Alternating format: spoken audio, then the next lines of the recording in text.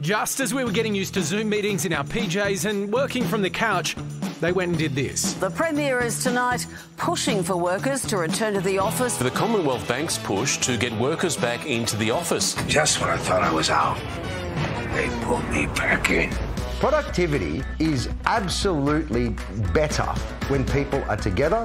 Innovation's something that sort of happens through people collaborating, and you can't collaborate better than when you're all in the same room. A recent study revealed almost half of employers in Australia require their full-timers to be in the office 3 to 5 times a week.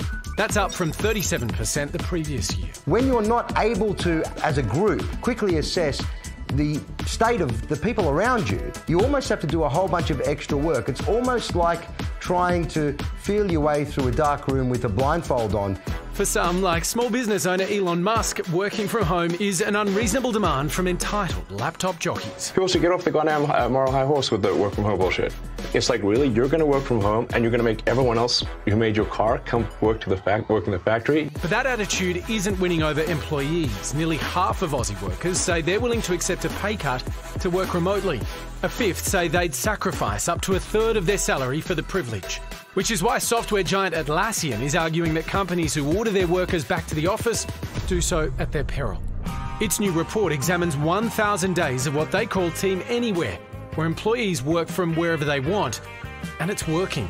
It says workers save 10 days a year in commuting time, and it effectively halved its office space needs. For Atlassian, it seems to work, but is it really for everyone? I think that what Atlassian should do, like all businesses, is focus on the business of doing their business and worry about their own business. Well, let's see what Dom Price, who works at Atlassian as a futurist, makes of all this. Now, Dom, tech millionaire Matt Camanzuli, we just heard from him there, says that Atlassian should mind its own business. Is that fair enough? Oh, you know, people are entitled to their opinion. We're not trying to mandate how anyone's working. All we're doing is we're experimenting and exploring with new ways of working. And in the current climate, the economy, return to office, and people struggling, we think it's a really good idea to share what we're learning along the way. We've not got the answers, but as we learn, we're going to share it. If people want to use it, they can. And if they don't, honestly, it doesn't bother me. Dom, is it reasonable for bosses to want their employees in front of them? The thing is, we know from our research, actually sitting side by side to do some tasks is better. So you're spot on. My team from around the world is flying in 2 weeks, and we're spending a week together in Sydney, right? That's an expensive endeavour, but the problems we're going to solve in that week are the most complex problems we have.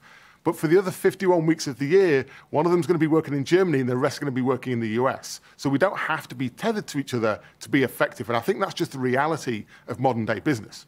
Is it actually making your workforce more productive? We're following proxy measures. Productivity for me is kind of a bit of an outdated measure.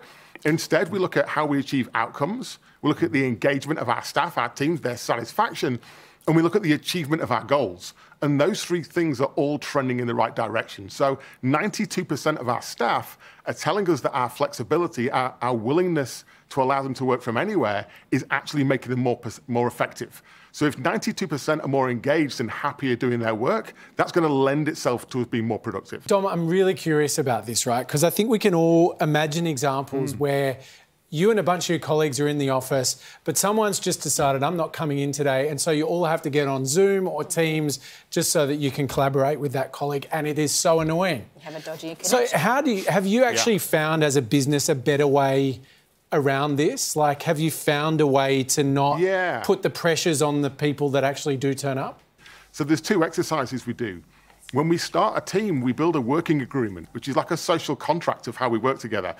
We published this a few years ago. We've had over 80,000 teams around the world outside Atlassian use this to change how they work. So it's just a social contract. How do we meet? How do we escalate? How do we communicate? And what days are we going to spend in the office? So you agree that up front and you lock that in so you have that cadence, you have that rhythm, you have that way of working.